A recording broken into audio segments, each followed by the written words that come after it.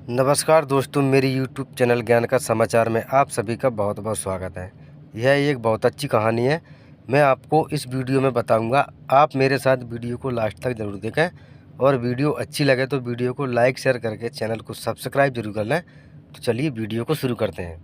संजीवनी बूटी ले जाते समय हनुमान जी को लगा था तीर, अयोध्या में गिरे थे इस जगह पर, जानिए फिर क्या हुआ।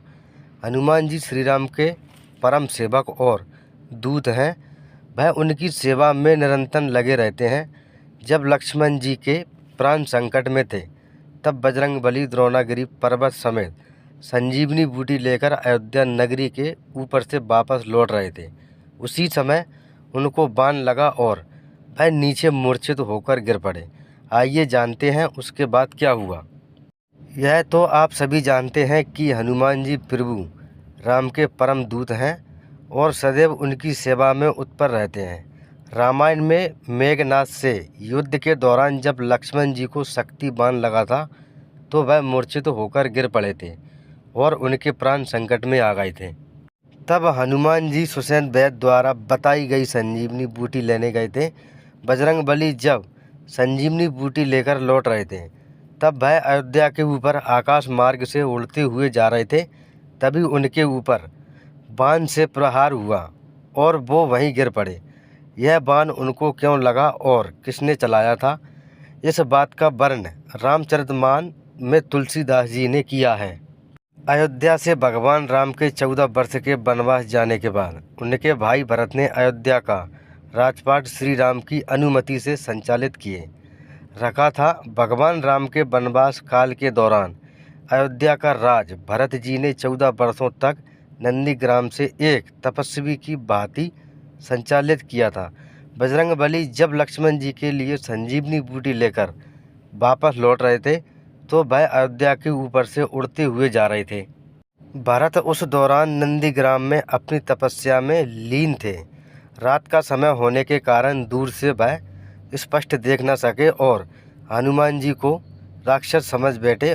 उन्हें संदेश हुआ कि यह कोई राक्षस है जो अयोध्या पर आक्रमण करने की योजना बना रहा है। उन्होंने तुरंत धनुष बाण चला दिया और वह हनुमान जी को जा लगा। इस बात का वर्णन तुलसीदास जी ने रामचरितमानस में किया है। लक्ष्मण जी के बाण लगते ही हनुमान जी अयोध्या स्थित नंदीग्राम में मूर्छित होकर गिर पड़े।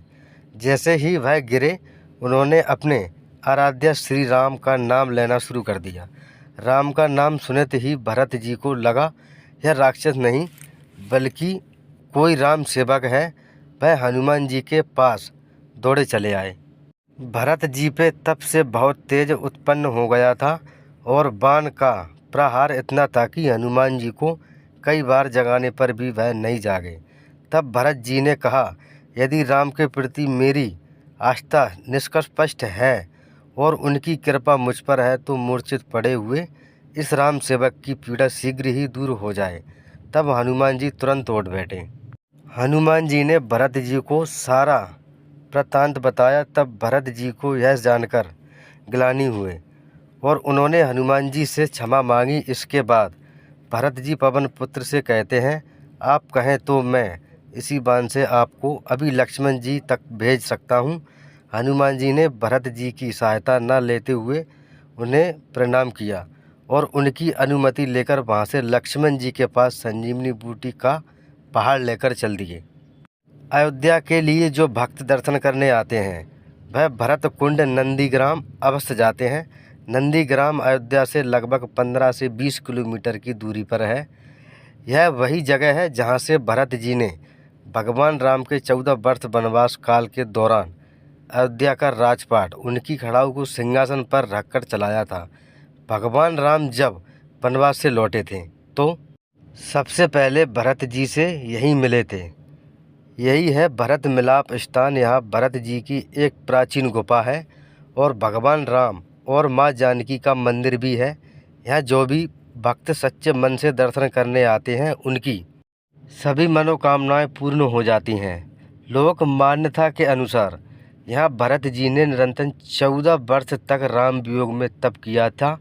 यहाँ का वातावरण आज भी बहुत सकारात्मक है। यहीं पर हनुमान जी का एक मंदिर भी है, जहाँ वह मूर्छित होकर भरत जी के बाण से गिरे थे। इसके अलावा यहाँ एक कुआं भी है, जिसमें भरत जी ने 27 तीर्थों का पवित्र जल डाला था, जिसे यहाँ आने वाले भक्त प्रसाद रूप में ग्रहण करते हैं। तो दोस्तों, मेरी वीडियो अच्छी लगी हो तो नीचे कमेंट बॉक्स में ज़रूर बताएं। धन्यवाद।